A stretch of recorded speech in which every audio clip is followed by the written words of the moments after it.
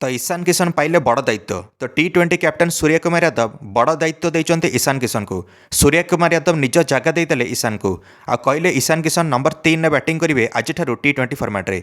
एणिकी जनवरी 21 तारिख आरंभ होगा भारत बनाम न्यूजीलैंड टी20 सीरीज रे ईशान किशन तगड़ा कमबैक करेंगे बोली इच्छा प्रकाश करते। दर्शक बंधु मैंने न्यूजीलैंड विपक्ष प्रथम टी20 मैच रे ईशान किशन नंबर 3 में बैटिंग करेंगे। 2 वर्ष हो ईशान किशन अंतरराष्ट्रीय क्रिकेट खेली नथिले। सूर्य कुमार यादव कहले ईशान होउचंते विश्वकपर परमानेंट सदस्य, तांको प्लेइंग 11 रु बात पकई हेबनी। सूर्या कहले आम पाखे बर्तमान 2टा बेस्ट विकेट कीपर, जड़े तो होचंते संजू सैमसन आउ जड़े होचंते ईशान किशन।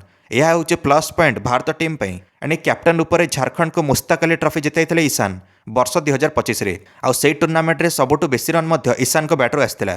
तापर डाकरा पड़ा भारत टीम को। एबे ईशान से स्थान में बैटिंग करेंगे जो स्थान में विराट कोहली निज दबदबा बजाय रखते विगत गोटे दशक हो टी20 फर्माट रे। तापर विराट कोहली अवसर नाला यही स्थान में बहुत बैट्समैन आसिले, बहुत बैट्समैन गले। बर्तमान किंतु ईशान किशन को नंबर 3 स्थान स्थायी रूप में देवाई चेष्टा चलती भारतीय दल। एमती गोटे स्थान जो पूरा मैचटी निर्भर करे। थरे जदि ईशान किशन सेट हो बैट जदि चलवा आरंभ हो ताले छक्का चौकार वर्षा हो नंबर 3 स्थान में ईशान ठारू। ओडीआई रे डबल सेंचुरी मारिला परे भी ईशान किशन को हटाई जाइथिला ओडीआई फर्माट रू। किंतु भारत टीम रे पुनर्बार कमबैक हला ईशान कर टी20 रे। ता सहित ईशान किशन कर वर्तमान नजर अछि बीसीसीआई रो सेंट्रल कॉन्ट्रैक्ट रे। वर्तमान ईशान किशन ग्रेड सी रे अछंती बीसीसीआई रो सेंट्रल कॉन्ट्रैक्ट रे।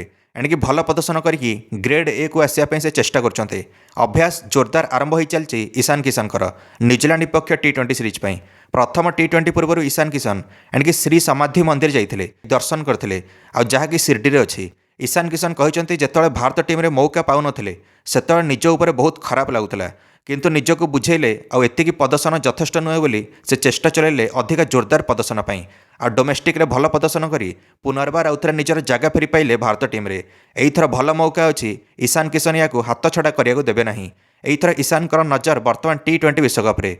जदि टी20 विश्वकप रे से सर्वाधिक रन करचंती भारत पई ताहाले तांको केही भी हटै परिबेनी टी20 फर्माट रू।